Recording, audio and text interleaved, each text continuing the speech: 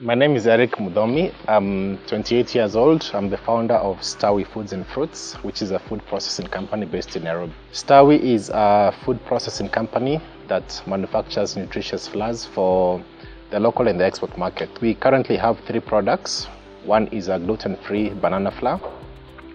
The other 2 are fortified and instant porridge flours for children up to 5 years and for the whole family that we sell through the local retail outlets like Nakumatt and Uchumi supermarket.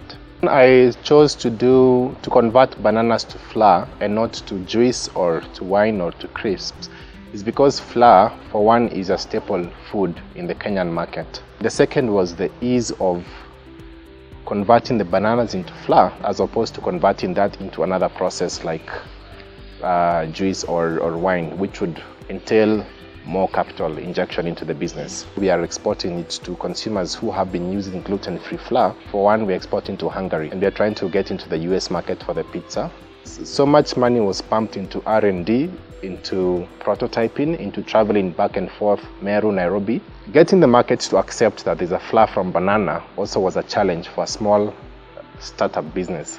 Because for one, customers don't understand what banana flour is or what it can do.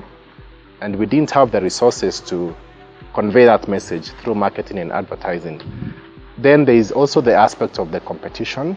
You've seen Kenyan consumers might prefer international brands, for instance for baby food, because they believe these are better quality. Stawi is up against all other companies offering nutritious food to consumers in Kenya.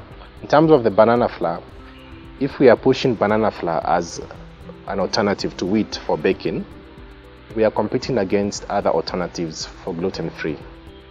How do we take Stawi and make it a household name? How do we communicate that message to Kenyans for them to understand where this company is coming from and how they can support it?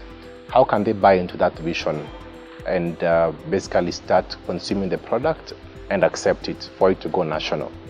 The access to local industrialists, which I've not seen anywhere in the programs I've done in the past.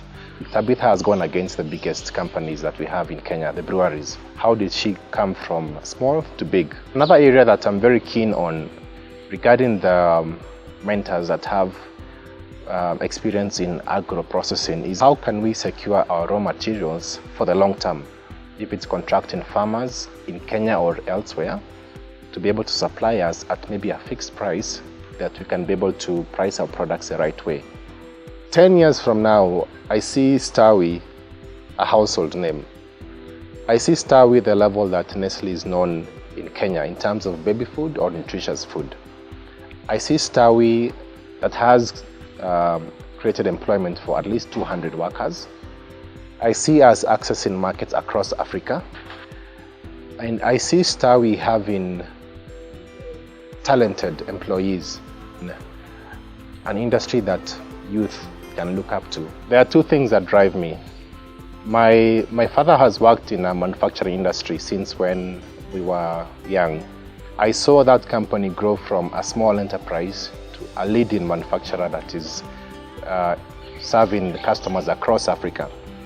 So I always had that interest in setting up an industry where you can manufacture something from one source, one base, and sell it to a wide market. And through that you can create jobs and you can impact the community that you serve.